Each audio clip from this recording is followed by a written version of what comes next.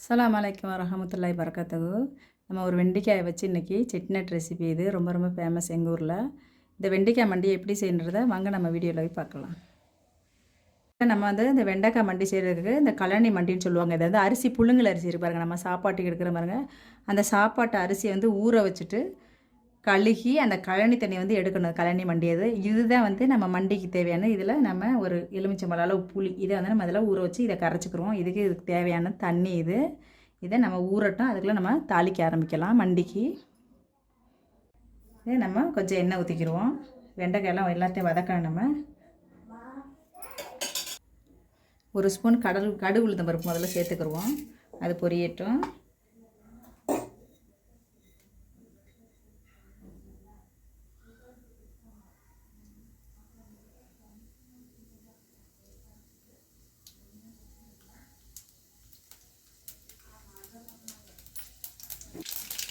கடுகு பொரிஞ்சதும் கொஞ்சமாக சீரகம் போட்டுக்கிடுவோம்.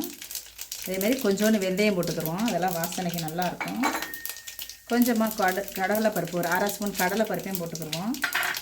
இந்த வெண்டைக்காய் மண்டிக்கு நம்ம பச்சை மிளகாயும் பட்டை மிளகாய் மட்டும் தான் போட போகிறோம். இந்த பட்டை மிளகாயை பிச்சு போட்டுக்கிறோம். ஒரு 3 மிளகா. காரம் நிறையா வேணால் நிறையா போட்டுக்கலாம். இந்த மிளகா காரமாக இருக்குது, அதனால் அதையும் போட்டுக்குவோம். சாம்பார் வெங்காயம் வச்சுருக்கேன். இந்த சாம்பார் வெங்காயம் ஒரு கொடி சாம்பார் வெங்காயம் போட்டுக்கலாம். அது கூட ஒரு 2 பச்சை மிளகாய் கீழ் வச்சுருக்கேன். அதையும் நம்ம அதை கூட சேர்த்துருவோம். இந்த மண்டிக்கு நம்ம சாம்பார் வெங்காயம் மட்டும் நல்லாயிருக்கும். இதை நல்லா போட்டு வதக்கிடுவோம்.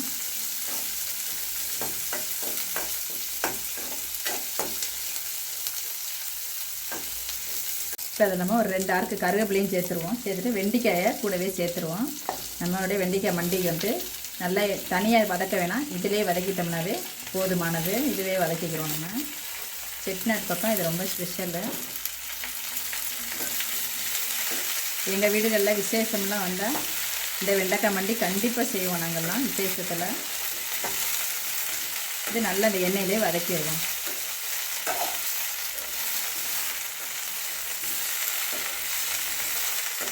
ஒரு 5 நிமிஷம் வெண்டைக்காய் நல்லா வதக்கியாச்சு. இப்போ இந்த டைமில் நம்ம இந்த தக்காளியும் அது கூட சேர்த்துருவோம். ஒரு 2 தக்காளி நான் சேர்த்துருக்கேன். இப்போ நம்ம கொஞ்சமாக ஒரு அரை ஸ்பூன் உப்பு சேர்த்துக்கிடுவோம். 2 தக்காளி சேர்த்துருக்கேன். நல்லா பெரிய தக்காளி, நல்லா புளிப்பாக இருக்கும், நல்லாயிருக்கும். இது கொஞ்சம் நேரம் வதங்கட்டும்.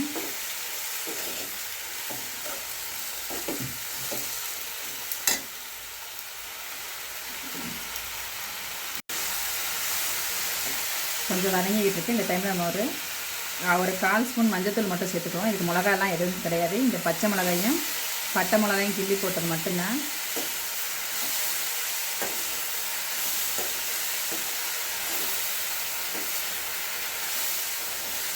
இந்த டைமில் நம்ம புளியை ஊற்றிடலாம். அந்த கழனி மண்டியில் புளி கரைச்சோம் பாருங்கள். இந்த புளியை கரைச்சாச்சு. இதை நம்ம அதை கூட சேர்த்துருவோம்.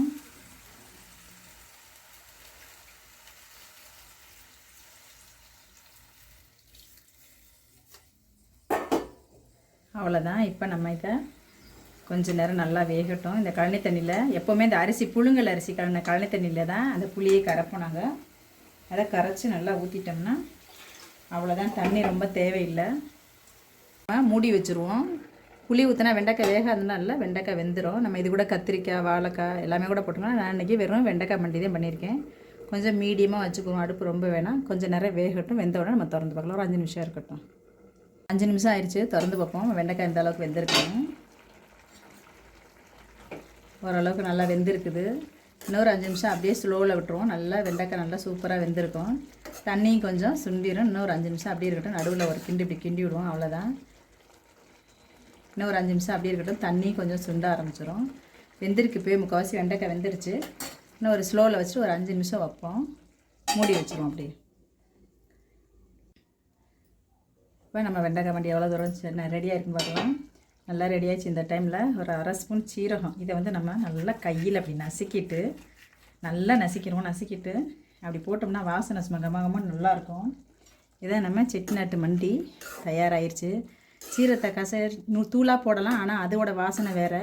இந்த மாதிரி கையில் கசக்கி போடும்போது ஒரு வாசனை ரொம்ப நல்லாயிருக்கும். அவ்வளோதான். நம்ம வெண்டைக்காய் மண்டி ரெடி ஆயிடுச்சு. கண்டிப்பாக இதெல்லாம் செஞ்சு பாருங்கள்.